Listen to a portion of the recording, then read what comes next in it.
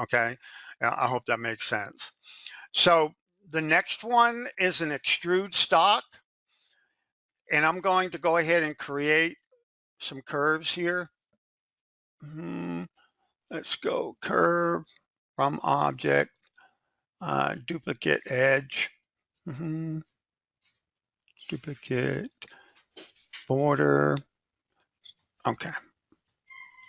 So I got a curve there. Let's go ahead and join that. So I got a curve. Okay.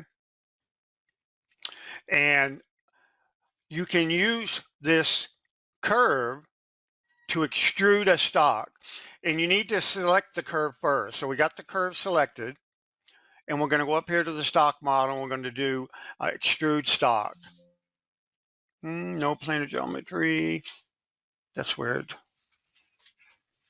Let's go ahead and create another curve from object.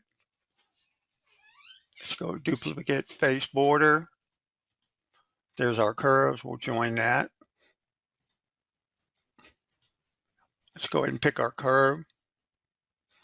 And we'll go ahead and use the stock, extruded stock. So what you can do here is you can extrude the curve that you have selected to define the stock.